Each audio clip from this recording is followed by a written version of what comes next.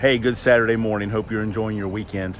We're reading 2 chapters a day, going through 2 chapters every Saturday for the first 18 months, 17 months or so, going through God's Word. And it's hard to find 2 chapters back to back that have as much contrast as Genesis 33 and 34, our assigned reading for today.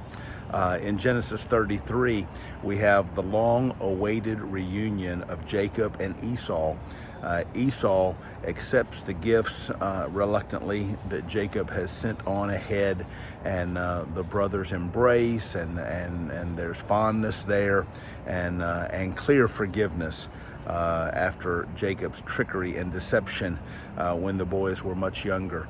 And then we come to Genesis chapter 34, and most Bibles that have little headings and subject transitions that kind of label a text simply call this the Dinah incident, and I don't know what else you could really say about it.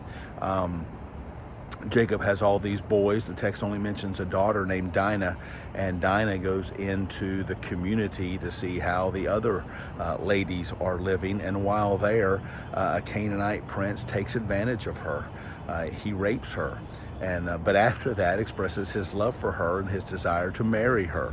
And so they approach Jacob. They want Dinah's hand in marriage. They want to give their daughters to the Hebrew men to marry, and they want to marry of the Hebrew women. And the Israelites pose a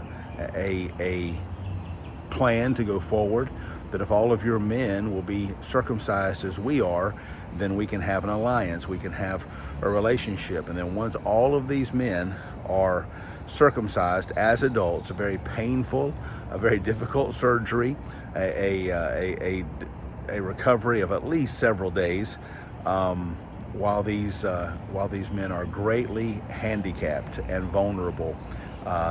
Simeon and Levi come in, slaughter all the men in the community, and take the women and children captive.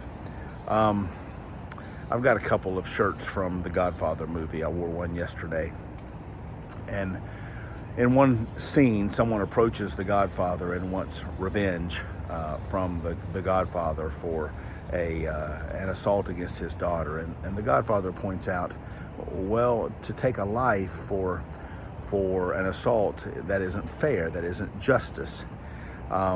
This situation with Dinah, it is hard to say what is right and what is just and what should have been done. It certainly seems excessive.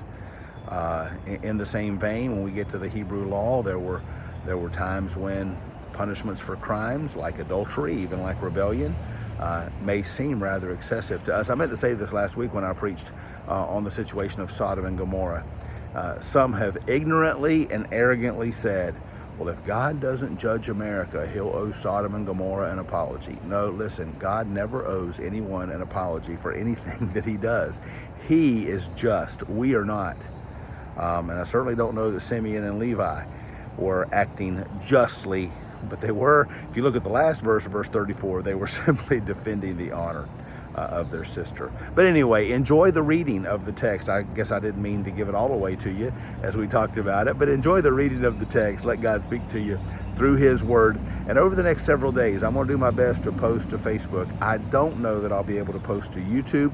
If one of the guys in our church that has access to our YouTube channel can take these videos and share them over there, that will be great. But everything should be back to normal by Monday the 16th.